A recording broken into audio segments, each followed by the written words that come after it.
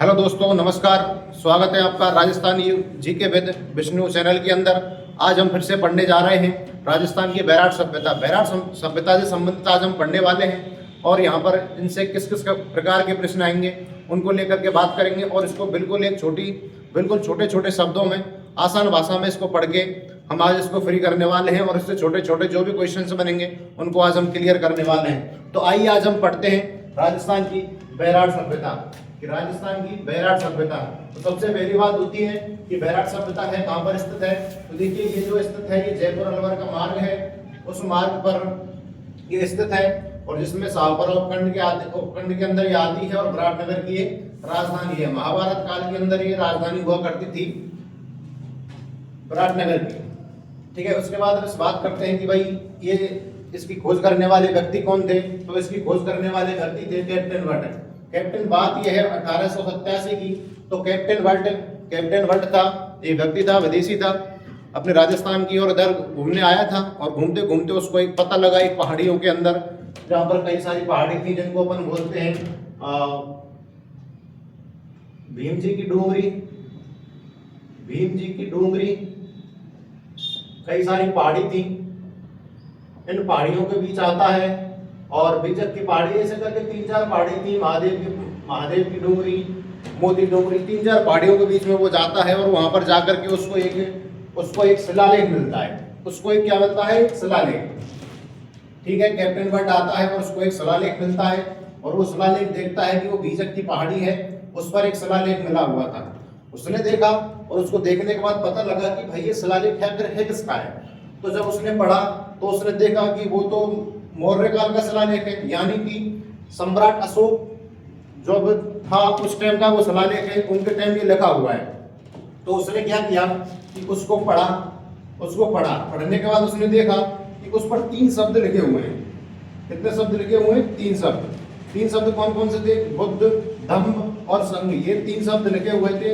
और इन तीनों शब्दों को पढ़ने के बाद उसने ये आभास किया कि ये जो अभिलेख है ये मौर्य काल का है। और मौर्य काल का है कब का है? सम्राट अशोक के समय का है।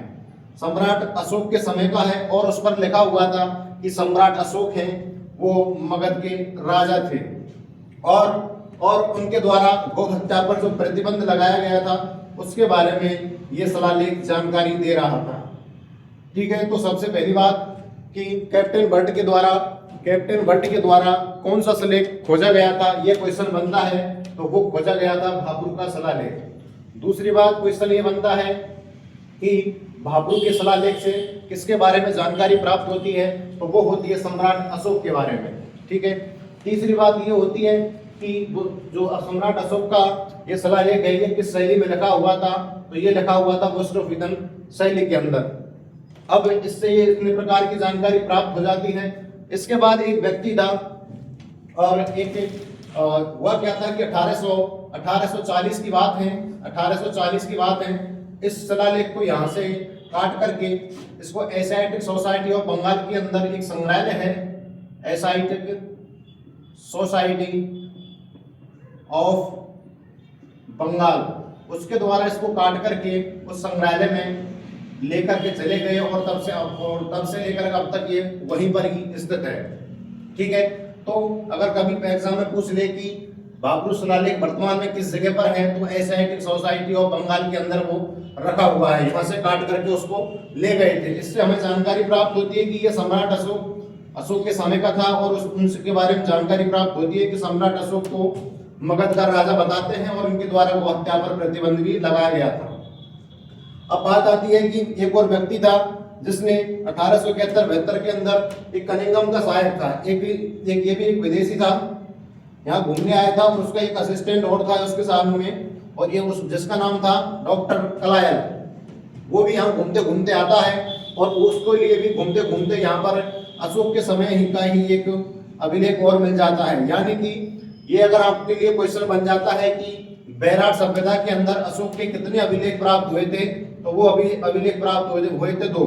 तो पहला प्राप्त हुआ था बीजक की डूंगरी से और दूसरा हुआ था भीमसेन की पहाड़ी से। इस तरीके से यहाँ तक की बात हो जाती है। और इसके बाद जो खुदाई करने वाले थे 1936-37 के अंदर राय बहादुर साहनी था, इस व्यक्ति के द्वारा यहाँ पर उत्खनन किया गया। और 1962-63 के अंदर नीलरत्न बनर्जी और कैलाश दीक्षित के द्वारा यहाँ पर उत्खनन किया गया था। अब इनके द्वारा जब उत्खनन करने के बाद यहाँ से हमें कई सारी चीजें प्राप्त हुई। उनमें प्रमुख रूप से जो है अपने ये जो है गोल बौद्ध मंदिर था, जिससे बुद्ध धर्म के बारे में जानकारी मिलती है, और बौद्ध स्तूप के बारे में जानकारी मिलती है, और बौद्ध मठ के बारे में जानकारी मिलती है। अब इस बौद्ध मठ के हुआ क्या था कि महाराजा जयपुर शासक महाराजा राम सिंह के समय की बात है, राम सिंह के समय की बात है। उसका एक किलेदार हुआ करता था जिसका नाम था खंगारों। उसका एक किलेदार था खंगारों। उसके निर्देशन में यहाँ पर खुदाई करवाई गई थी, और खुदाई करने के बाद यहाँ पर एक कलश निकला था जिसको बोलते हैं अपन स्वर्ण मंजूषा, जिसको बोलते हैं अपन स्वर्ण मंजूषा। और उसमें एक स्वर्ण का कलश निकला था, और उस कलश को जब खोल करके देखा था तो उस कलश के अंदर इसमें अपने महात्मा बुद्ध की अस्थियां निकली थी, और इसमें सोना चांदी के कुछ सामान और भी निकले थे। ठीक है, ये यहाँ तक की बात होती है। एग्जाम की दृष्टि से इसको ध्यान रखना कि बौद्ध मठ कहाँ पर स्थित है, या पर ऐसे भी क्वेश्चन बन सकता है कि भारत के सबसे प्राचीन मंदिर के अवशेष कहाँ से प्राप्त हुए हैं। भारत के सबसे प्राचीन मंदिर के अवशेष कहाँ से प्राप्त हुए, तो वो हुए थे अपने बैराट सभ्यता से। इसको ध्यान रखने वाली बात है, ये हुए थे बैराट से प्राप्त। अब दूसरी बात आती है कि यहाँ के जो बनने वाले मकान हैं, उनमें ईंट की जगह पत्थर का प्रयोग किया गया था, लेकिन बाकी अन्य सभ्यताओं के अंदर ईंटों का प्रयोग किया गया था। लेकिन यहाँ के मकानों के अंदर पत्थरों का प्रयोग किया गया था। सॉरी, पत्थरों का नहीं, यहाँ पर पत्थरों का नहीं किया गया था, यहाँ पर किया गया था ईंटों का प्रयोग। क्योंकि पत्थर यहाँ पर होने के बावजूद भी यहाँ पर ईंटों का प्रयोग किया गया था। अगर ये हुआ कैसे था इसका पता अब तक नहीं लगा पाए हैं। अब कारण बात यह है कि यहाँ पर जो है कई सारी पहाड़ी हैं, पहाड़ियों से पत्थर निकाल सकते थे, लेकिन उन्होंने नहीं निकाला। लेकिन फिर भी उन्होंने जो यहाँ पर बनाए थे मकान, वो ईंटों से बनाए थे। और यहाँ से जितने भी प्रकार की हमको ईंट प्राप्त होती हैं, वो सारी की सारी हमारी मोहनजोदड़ो जो सभ्यता है, मोहनजोदड़ो वो सभ्यता है, उसके समान यहाँ से ईंटें प्राप्त हुई थी। और उन्होंने देखा कि यहाँ पर जो है सारी की सारी इतनी सारी पहाड़ियां हैं, और उन पहाड़ियों के पास से कई सारे हमें शैल क्षेत्र मिले थे। इसलिए अपन इसको इस सभ्यता को अपन ये बोल सकते हैं कि ये जो सभ्यता है प्राचीन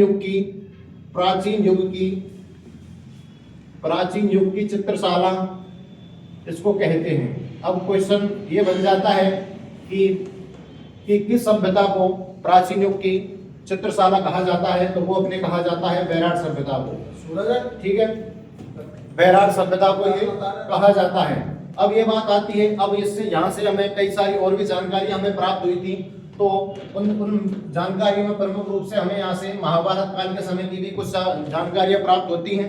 अब यहाँ तक कि हमें प्राप्त होने के बाद ये बात ये है कि यहाँ से महाभारत काल के टाइम की ये बात प्राप्त होती है कि जो प्राचीन समय में विराटनगर जो था उसको अपन बैराट के नाम से जानते थे। अब बात यह है कि उस टाइम के हिसाब से मत्स्य जो जनपद था उसकी ये राजधानी हुआ करती थी, कौन सी? बैराट। ये बैराट राजधानी हुआ करती थी। अब वो महाभारत काल के टाइम पे, और महाभारत काल के टाइम पे यहाँ का राजा विराट ने यहाँ का राजा हुआ करता था विराट। महाभारत काल के टाइम पे उसने पांडवों का साथ दिया था, और पांडव यहाँ पर 1 साल रुके भी थे। अपने अज्ञातवास के दौरान यहाँ पर वो रुके भी थे। क्वेश्चन ये बन जाता है कि पांडव अज्ञातवास के दौरान किस सभ्यता के अंदर रुके थे, तो वो रुके थे अपने बैराट सभ्यता के अंदर। ये ध्यान रखने वाली बात है। अब दूसरी बात ये आती है कि हमें यहाँ से मौर्यकालीन प्रमाण भी मिले हैं। मौर्यकालीन प्रमाण का मतलब ये हुआ हमें यहाँ पर ये 2 शिलालेख भी प्राप्त हुए थे। तो ये मौर्यकाल की जानकारी देते हैं। उनमें लिखा हुआ था, सीधी सी बात है कि इनके बारे में। ठीक है, और एक चीज दोस्तों जो ध्यान रखने वाली बात है, ये यहाँ से जो प्राप्त हुए हैं इतने सारे गोल बौद्ध मंदिर, बौद्ध स्तूप और बौद्ध मठ, इनका ध्यान रखना। ये जो हैं सब की सब ये हीनयान संप्रदाय से संबंधित हैं। तो ये क्वेश्चन और बन जाता है कि हीनयान संप्रदाय से संबंधित जानकारी हमें कहाँ से प्राप्त होती है, तो वो बैराट सभ्यता से प्राप्त होती है। ठीक है, और यहाँ से हमें कुछ मठ मंदिर मिले थे जो हमें जानकारी देते हैं हीनयान संप्रदाय की, जो हमें जानकारी देते हैं हीनयान संप्रदाय की, ये हमें जानकारी देते हैं। अब हीनयान संप्रदाय, ये जानकारी देने वाला व्यक्ति कौन था, कैसे क्या बात थी? तो एक व्यक्ति था 684 ईस्वी के अंदर, एक विदेशी चीनी यात्री था, एक विदेशी था यात्री, चीनी यात्री। वो अपने भारत में आता है और सबसे पहले भारत में आकर के राजस्थान में भीनमाल जालौर के अंदर सबसे पहले आता है और यहाँ पर आकर के वो एक पुस्तक भी लिखता है और उस पुस्तक के अंदर जानकारी लेने के बाद ये पता लगा है कि यहाँ पर बौद्ध मठ के 8 उपलेखों का उस किताब में उल्लेख किया था। उल्लेख करने के बाद जो जानकारी हमें प्राप्त हुई थी वो ये हुई थी कि यहाँ के लोग मेहरपुर ने बैराट में स्थित बौद्ध स्तूपों एवं बौद्ध विहारों को ध्वस्त करके 9 कोटि उपासक का वध किया था। यानी कि ये यहाँ के सभ्यता के लोगों को बताता है कि भाई ये लोग, यहाँ की जो सभ्यता है ये आखिर खत्म कैसे हुई थी, उसके बारे में ये जो चीनी यात्री है वेनसांग ये प्रमाण देता है। वेनसांग है ये इसका प्रमाण देता है कि आखिर ये सभ्यताएं खत्म कैसे हुई। और दूसरी बात आती है कि हमें यहाँ से मुगल कालीन भी प्रमाण कुछ प्राप्त हुए हैं। यानी कि अकबर जो था, अकबर के टाइम पर यहाँ पर एक टकसाल बनाई गई थी और उस टकसाल के अंदर यहाँ से हमें कई प्रकार के सिक्के यहाँ से बनाए जाते थे। और अकबर के बाद भी कई सारे राजा हुए थे, उनके द्वारा भी यहाँ पर सिक्के बनाए जाते थे और सुचारू रूप से यहाँ पर जो है टकसाल चलती थी। और यहाँ पर कई शासक ऐसे भी आए जिनके द्वारा यहाँ पर कई निर्माण भी करवाए गए थे। उनमें प्रमुख थे मुगल गार्डन थे, सराय एवं ईदगाह का भी यहाँ पर निर्माण करवाया गया था। अब बात आती है कि यहाँ के लोग जो हैं आवास में क्या क्या करते थे। तो आवास में ये क्या करते थे, बांस और सरकंडा का प्रयोग करके ये अपने मकान बनाते थे और उसमें मकान में दीवार पे ये मिट्टी से प्लास्टर करते थे। लेकिन इनके पास में यहाँ पर पहाड़ी होने के बावजूद भी ये लोग ऐसे करके मकान बनाते थे। अब यहाँ से हमें कई प्रकार की मुद्राएं प्राप्त होती है जो इससे टकसाल है, इन टकसालों में बनती थी, उनकी यहाँ पर हमको कई प्रकार की मुद्राएं भी प्राप्त हुई थी। तो हमें यहाँ पर कुछ मृदभांड भी ऐसे प्राप्त हुए थे। मृदभांड का मतलब होता है मिट्टी के बहुत सारे बर्तन। वो उन बर्तनों में प्रमुख रूप से थे, यहाँ पर दूसर से चित्रित मृदभांड भी थे और कृष्ण मतलब काले रंग से पॉलिश मृदभांड भी यहाँ पर हमें पाए गए थे। ये मृदभांड जो है हमें कई स्तरों पर खुदाई करने के बाद मिले थे। उसके बाद बात आती है कि हमको यहाँ पर एक पहाड़ में पास में पहाड़ी था, लेकिन उन जो पहाड़ से पत्थर निकलते थे उनसे ये लोग थालियां और छोटी जो संदूक हैं, इस प्रकार के हमें कई सारी उनके बारे में चीजें मिली थी। छोटी थी संदूक, वो क्या पत्थरों की ऐसी ही यहाँ से मिली थी। और यहाँ के जो लोग थे उनका मुख्य रूप से जो व्यवसाय हुआ करता था कृषि पालन एवं पशुपालन, ये इनका मुख्य रूप से व्यवसाय हुआ करता था। यानी कि यहाँ से दोस्तों 5 से लेकर 6 क्वेश्चन बनते हैं, उनको एक बार देख लो कि भाई ये सबसे पहले कैप्टन बर्ड ने कौन से शिलालेख की खोज की थी और उस शिलालेख से किसके बारे में जानकारी मिलती है, ये अपन को ध्यान रखना जरूरी है। और जो कलायर के द्वारा कौन सा शिलालेख देखा गया था और कहाँ पाया गया था, वो पाया गया था अपने भीमसेन की पहाड़ी पर। और इसकी जो है उत्खनन करवाने वाले व्यक्ति कौन थे, वो थे राय बहादुर साहनी और नीलरत्न एवं कैलाशनाथ दीक्षित, इनके द्वारा इसका उत्खनन किया गया था। और यहाँ पर जो है प्राप्त हुए बौद्ध मंदिरों से एक जो है किलेदार है खंगारौत, इसके द्वारा यहाँ पर खुदाई करने के बाद एक सोने का कलश निकला था, उसमें महात्मा बुद्ध की अस्थि निकली थी। और जो दूसरी बात ध्यान करने वाली बात है कि यहाँ की जो पहाड़ी है उन पर सबसे ज्यादा शैल चित्र लिखे हुए मिले थे, इसलिए अपन इस सभ्यता को प्राचीन युग की चित्रशाला भी कह सकते हैं। और चीनी यात्री वेनसांग ने इस सभ्यता के बारे में भी उल्लेख किया है, यह भी अपन को ध्यान रखना है। और महाभारत काल से इस सभ्यता का संबंध है, इसलिए ये भी बात अपन को ध्यान रखनी है। ठीक है, तो इस तरीके की बात है छोटी छोटी, इनको दोस्तों तब तक के लिए आप ध्यान रखना। और वीडियो अच्छे लगे तो लाइक करना और Rajasthan GK with channel YouTube को सब्सक्राइब करना। Thank you.